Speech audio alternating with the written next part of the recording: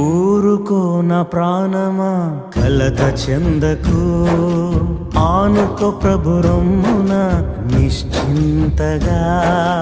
ఊరుకో నా ప్రాణమా కలత చెందకు, ఆనుకో ప్రభు రొమ్మున నిశ్చింతగా.